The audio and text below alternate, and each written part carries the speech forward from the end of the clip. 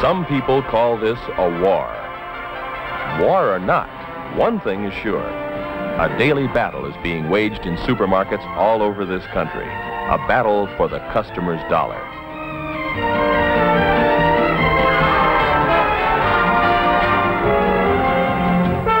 If a store is to make a profit in the face of today's stiff competition, everyone in it must give his full effort.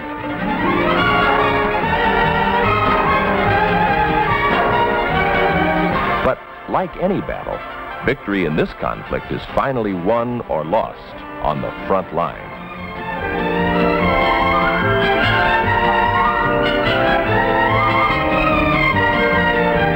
With literally millions of dollars at stake, success is measured in pennies. The checker plays a key role in this daily struggle.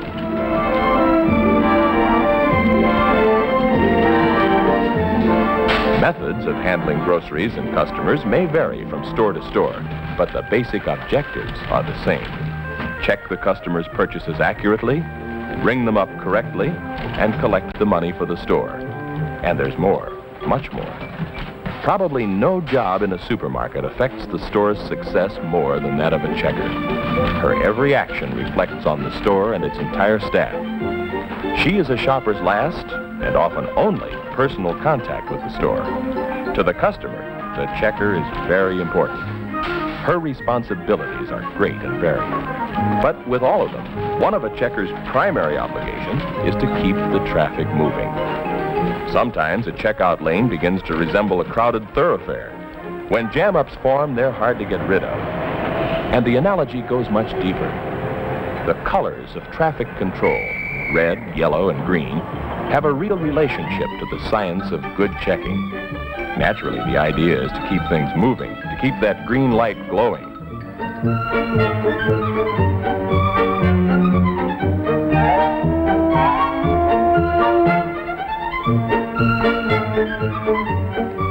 Good checking really boils down to the same essentials, no matter what type of equipment your store uses. To demonstrate these essentials, here are 3 outstanding checkers, all former queens in the Checker of the Year competition. Meet Ruth Bussey of the B&B Supermarkets in Tampa, Florida. A checker for 10 years now, Ruth was chosen International Checker of the Year in 1964. Next to Ruth is Pat Hilton of the Alpha Beta Supermarkets in La Habra, California. Pat has 18 years experience and was International Checker of the Year in 1962. And this is Rose Scalavino. Rose has 4 years experience and works for Star Market in Cambridge, Massachusetts. Rose was Checker of the Year in 1963. And here's another checker you should meet. Miss Jones is not a Checker of the Year, but she hopes to be someday. She's an intelligent, hard-working, charming young lady. Still a little new to her job, but learning fast. Like most of us, she could learn a lot just by watching experts perform. The first thing I do when I start the day is get my cash from the head checker. In a busy week, $5,000 or more may pass through my register. Handling it accurately is one of my biggest responsibilities. Once I've got my money counted out and correct, I put my register through a daily inspection. Is there enough tape? Is it dated correctly? Is the register plugged in? Is it zeroed? I always check supplies now when there's time to replace needed items.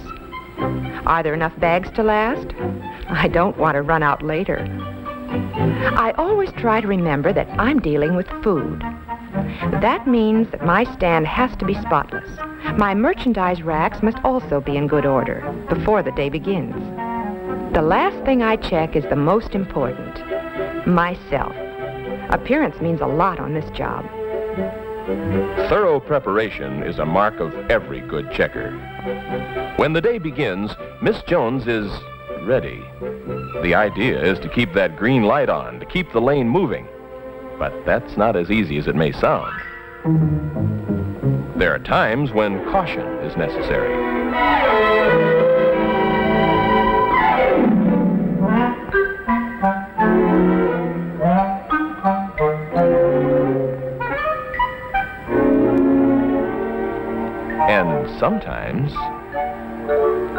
sometimes you must stop altogether. The important thing's knowing the difference.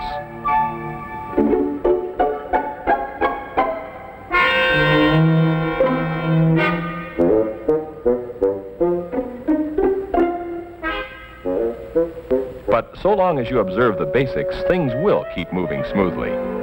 Watch an expert.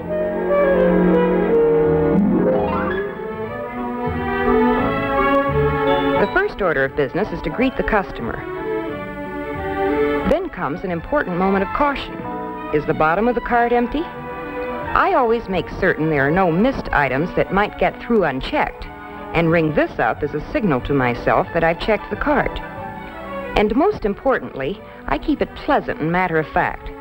No customer likes to think she is suspected of shoplifting. Ring up the right price and press the right department key. These keys are important to the store's records and planning. Checkers are bookkeepers, too. Multiple priced items should be checked together. Try to hold the first items in this group until they can all be checked through at once. Multiple pricing used to frighten me. I'm not much on fractions. Now when I see an incomplete group like this, I just slow down a second to be sure I've got the price right. This is what the fraction chart is for, and I use it. There's no such thing as an almost right in this business. If I overcharge, I cheat the customer. If I undercharge, I'm unfair to the store. Fractions mean you charge the next penny. Dropping the fraction can be costly. It might well represent the entire profit on this order. Here's another pricing problem, a price smeared beyond recognition. How do you decipher it? This is one time I stop everything. I don't guess. I ring for my supervisor and set the smeared item aside until she comes. In the meantime, I can continue putting the rest of the order through. Although I study the prices and know the specials, I'm always on the lookout for certain booby traps. Some items, like soups, have different prices for different types.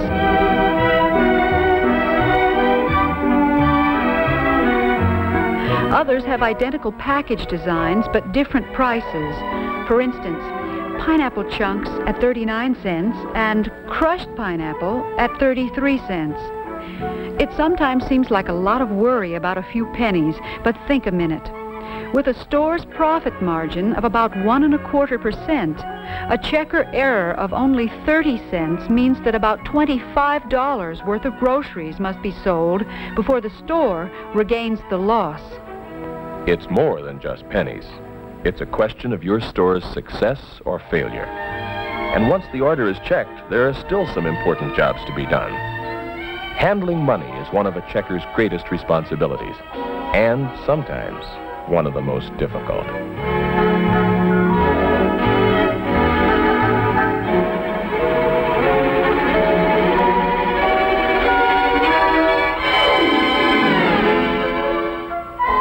Handling money is largely a matter of knowing the rules and following them to the letter. There are many systems, but generally your stores will be similar to this. Defer coupons until the order is paid for. Know your store's policy on check cashing and follow it closely. As you accept the customer's money, call the out of amount, such as $12.38 out of 20. Put the check or bill onto the slab and count the change to yourself, then to your customer. And never forget, thank you. Lastly, put the money from the slab into the register. And never leave your position with your register open. Coupons are simple if you handle them right. After the customer has paid the regular price for her order, check her coupons against the purchased items. Sometimes people haven't actually bought the goods specified on the coupon. Total the coupons, take the cash, and refund it to the customer, remembering to do so with a smile. This system makes your job easier and lets the customer know her coupons were credited. Trading stamps are simple too. Be accurate And remember, they are money. Giving a customer more than she is entitled to costs the store.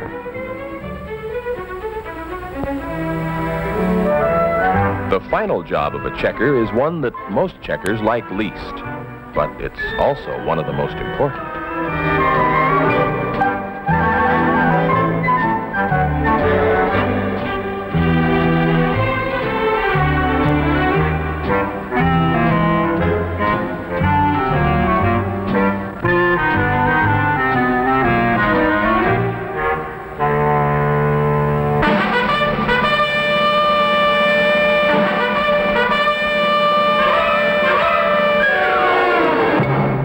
I guess I can't say I've ever enjoyed packing an order, but I know how much depends on it. It's one part of the store the customer takes home with her. Beginning with the right size bag, I pack heavy to light. That's also the way I'd send the order through if a bagger were working with me. After a solid base is made up with cans and other heavy items, I build up the sides with flats, putting glass and other fragile items in the center for protection. Meat, frozen foods, and ice cream should always be wrapped separately. Finally, light crushables go on top.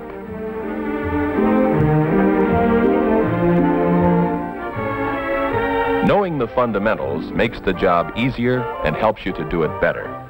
But there's one area of checking where each girl brings something special to her job, where there are no universal guidelines. Personality is something every good checker develops on her own. She learns to communicate a comfortable pleasantness to her customers, making them feel that the store regards them as something special. A smile is always part of the uniform. The job is easier when you do it right, and people are generally nicer to deal with when you treat them right. Checking is never going to be an easy job. The responsibilities are too great. Just consider how much work a good checker does on a busy day, putting through up to 360 orders, checking some 7,000 separate items. You have to be good and develop good habits, such as maintaining space between unchecked items and those that have been checked. These girls are among the best.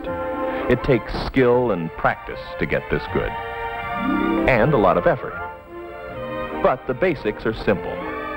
Slow down when the situation calls for extra care.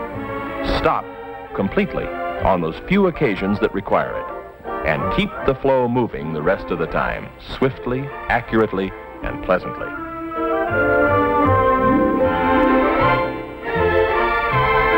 Remembering the fundamentals may make Miss Jones a Checker of the Year one day.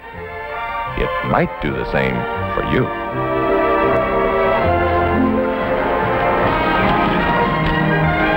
This battle is won on the front line. It's here that the customer has her last important contact with the store. To a large extent, a checker's actions determine whether a shopper will be back. It's a difficult job at times, but learning the skills we've seen demonstrated will help assure that it's done right and will make your task much easier. In your store, you are a vital member of the team. By always observing the fundamentals, you'll be doing your part on the front line.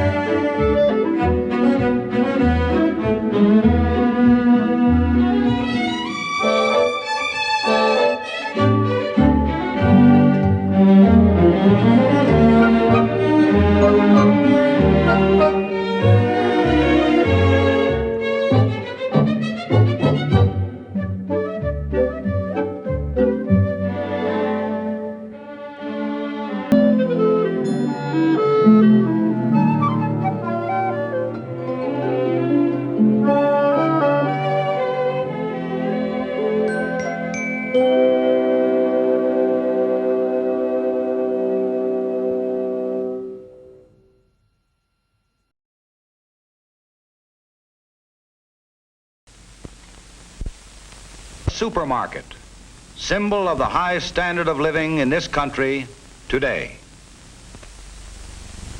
The supermarkets.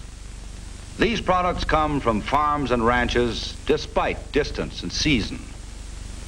They are the result of a miraculous agriculture. Tremendous advances on the farm and in the marketing system have created this miracle. The miracle whereby American agriculture has advanced more in the space of a single lifetime than world agriculture had in more than 7,000 years.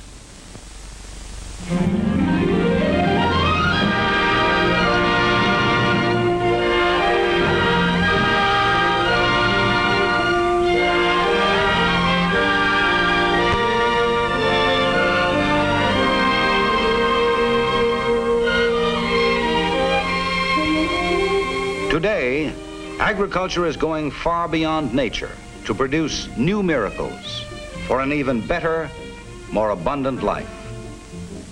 The work of the men behind the scenes is done on the farm, in the laboratory, and in the marketplace. On the farm today, wherever you look, you see the handiwork of scientists. Improved crops, more productive soils, more useful, more efficient machinery. Credit the men behind the agricultural scene with increasing the marketability of most crops. Today's cabbage packs more vitamin C. The stringless string bean has more snap. New potatoes are now available all the year. Not only has agriculture miraculously increased yields, feed more people, machines have... Take this combine.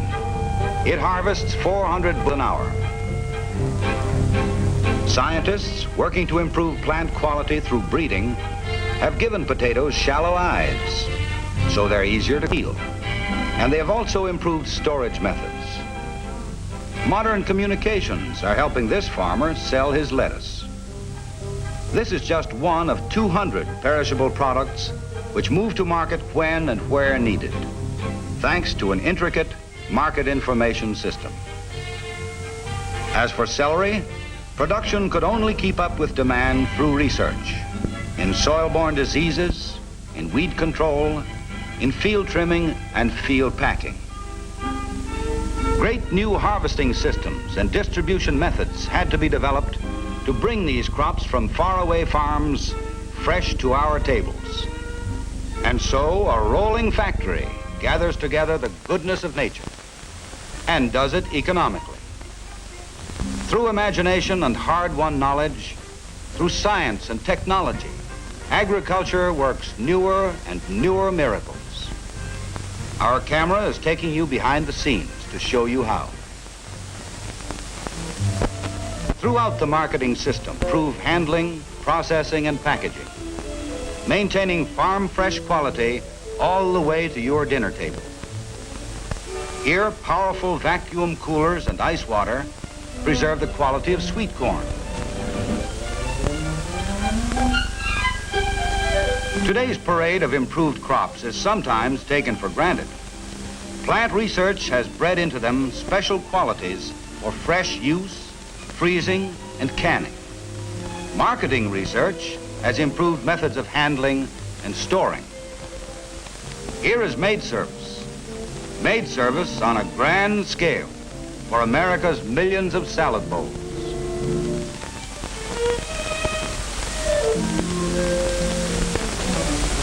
Even little radishes are cleaned until they shine like cherries before automatic packaging protects their quality.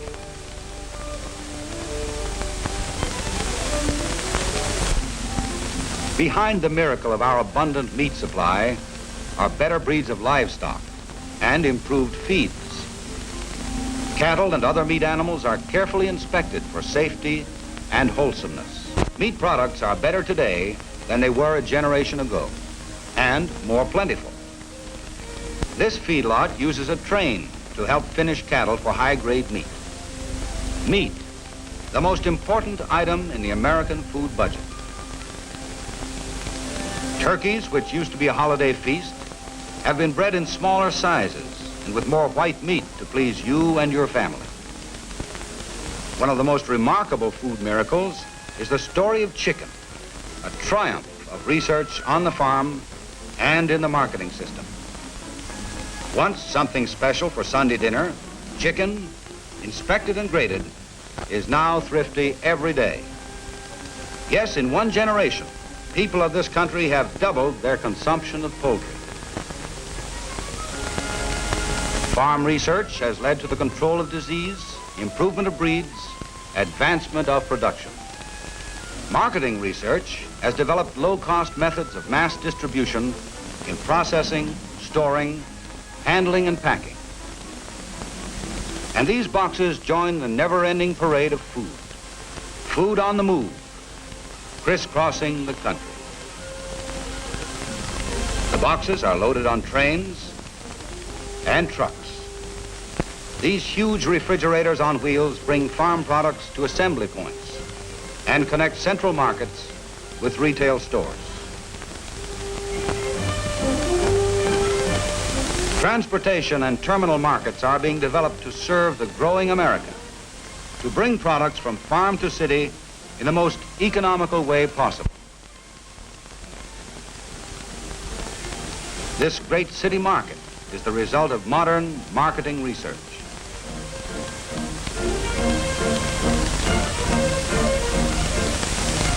Inspecting and grading at various points assure you of high-quality vegetables and fruits.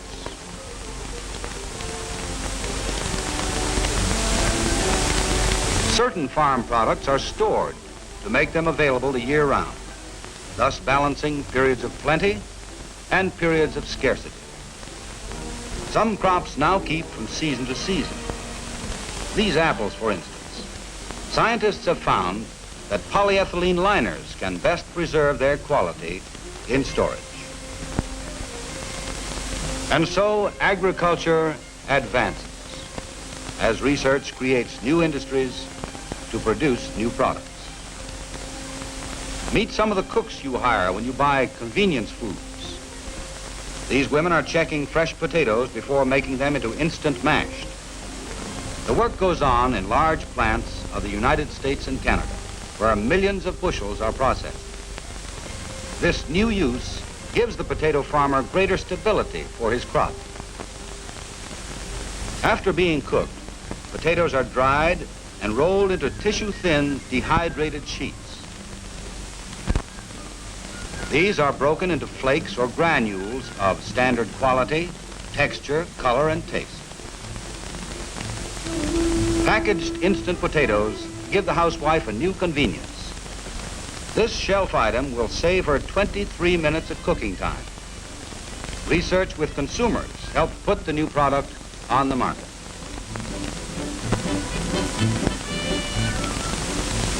Other scientists have fixed the glutens in flour so that industry cooks can make your favorite bake and serve products. In this case, a mechanical cook fries chickens, then combines them with pre-cooked vegetables to be frozen on individual serving trays. Now anyone who can heat and serve can cook a meal.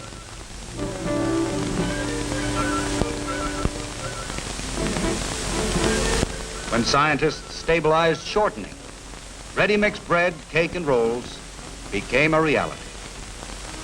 Scientists are also working on such things as a powdered whole milk that dissolves instantly in cold water and tastes like fresh milk. What's more, they are studying the best ways to package and market this product. Thus, agricultural research in colleges, industry, and government goes forward. Result, new products, new businesses, more jobs, greater buying power for the products of both farm and industry. Among the many valuable new products created in agricultural laboratories are man-made vitamins, films and fibers from high amylose starch, mass-produced antibiotics, and the blood plasma extender Dextran, made from sugar. While scientists conduct research in new uses for farm crops, they also try to improve those products already in use. From cotton, nature fiber, science has given us the miracles of wash and wear fashions.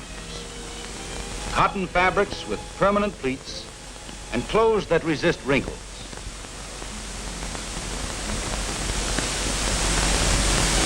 Treatments have been developed for wool garments to keep them from shrinking when washed.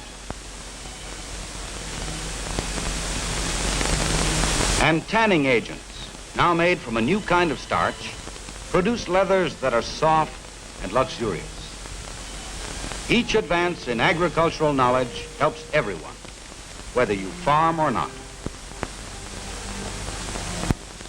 Eventually, all the good things reach the retail stores.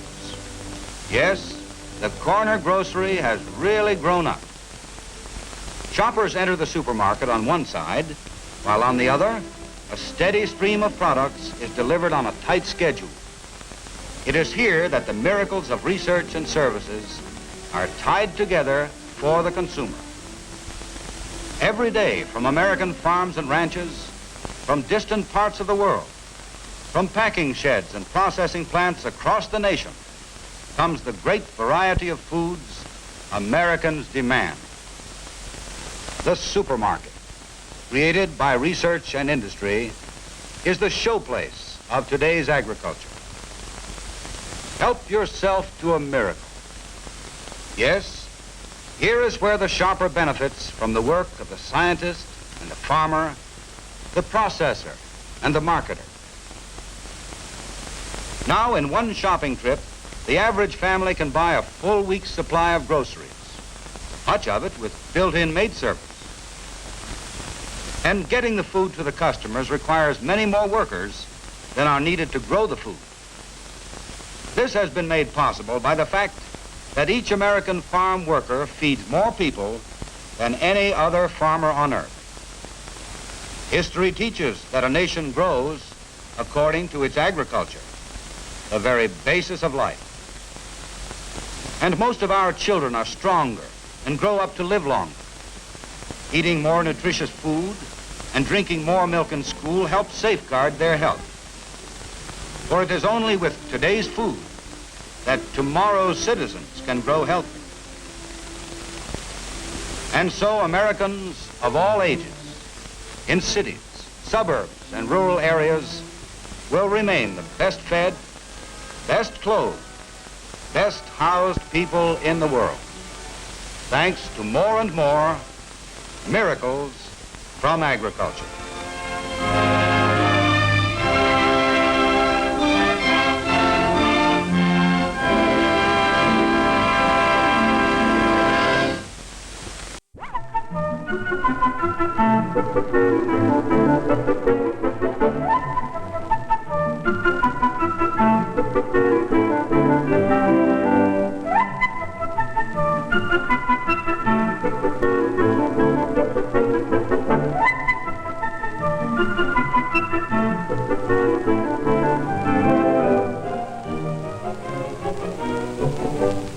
It's early in the morning before this large supermarket opens for customers. I'm the manager of the supermarket. And this is my son, Johnny. This morning, I'm going to show Johnny what goes on behind the scenes here before the day's business can begin.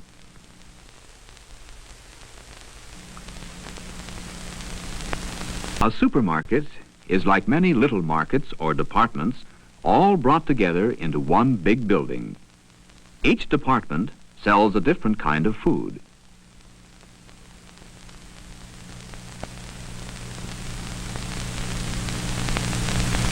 One of my jobs, I tell Johnny, is to see that the market has plenty of food to sell.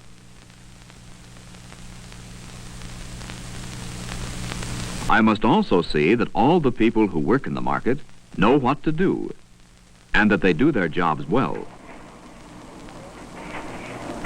My first job in the morning is to open the door to the rear loading platform where deliveries to the market are made.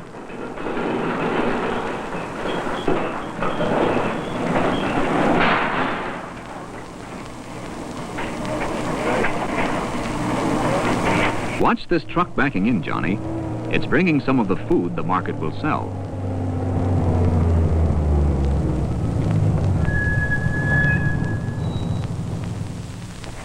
Here's a man unloading vegetables and fruit from a vegetable or produce truck.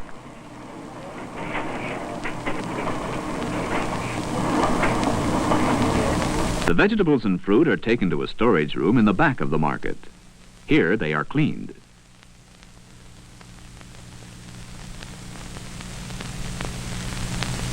It takes a great deal of work to prepare the vegetables, so they will be clean enough to sell to customers.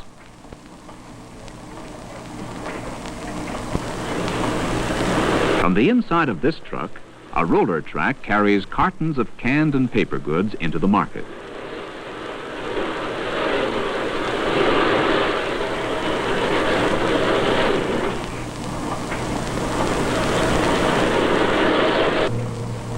A moving belt inside the building carries the cartons to a second-floor storage room. Here, they are taken off the belt and stacked on storage shelves until needed.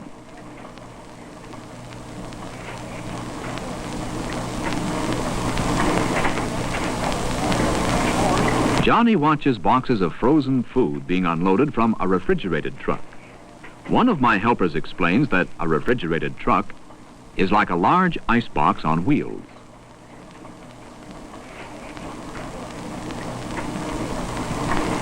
This is the market's frozen food locker. Frozen food from the truck is put inside this locker room to be kept frozen until it is needed for customers.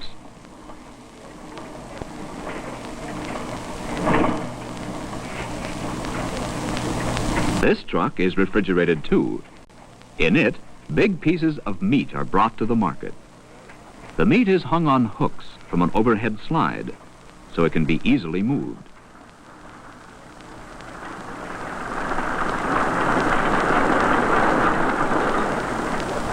The meat is pushed into a refrigerated room to be kept cold and fresh until it is ready to be cut up for sale.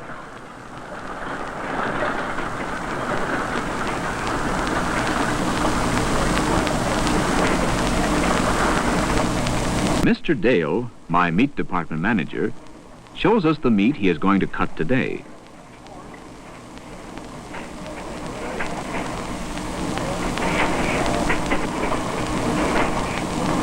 In the meat cutting room, the meat is cut to prepare it for sale.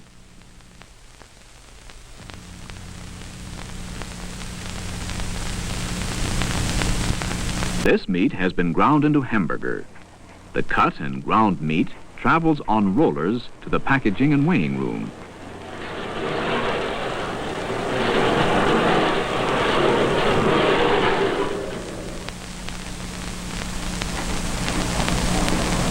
In this room, packages of meat are made ready for selling. Since food must be kept very clean, the packages are carefully wrapped and labeled. They are covered with cellophane and then sealed with a hot iron.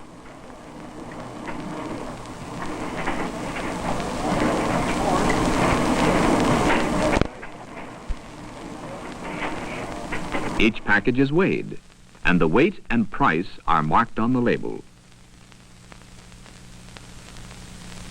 Finally, the wrapped meat is ready to be put into a refrigerated display case in the front of the market.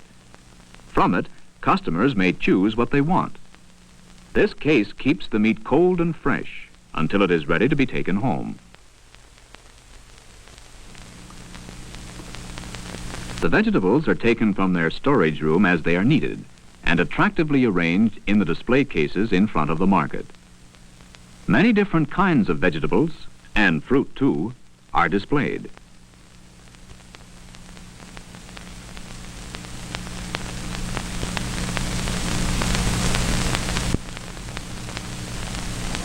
This chute carries cartons of canned and paper goods from their upstairs storage room to the market's main floor.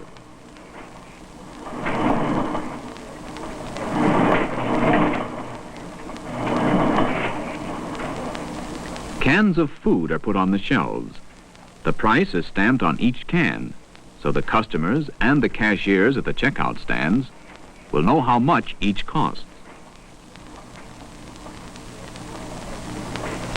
The packages of frozen food are also placed in a refrigerated display case. Many different kinds of frozen foods are offered for sale.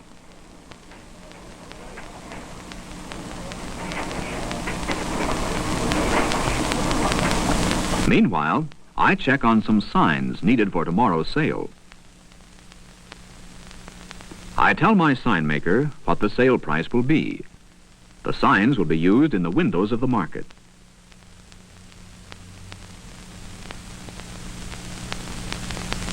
Back in my office, Johnny sees some of the other work necessary to help run the market.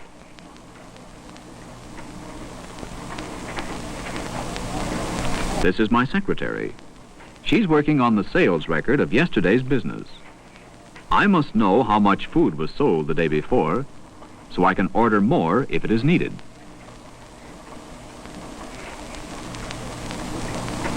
This is my bookkeeper. She's adding up some bills for me to pay. Now, Johnny, how would you like to open the market? Just push this buzzer.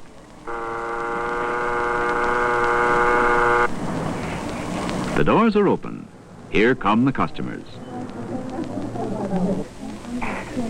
One of the first customers to come in this morning is Johnny's mother. She's come to do her shopping and to pick up Johnny while I go back to work. As they shop, Johnny tells his mother what he's learned about the supermarket. How the big trucks come every day, bringing different kinds of food to the backloading platform. How the cartons of food are unloaded from the trucks and moved to the storage rooms.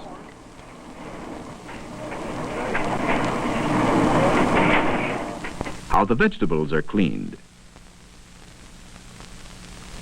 How the meat is cut and wrapped to keep it clean. How the clerks put the food in the display cases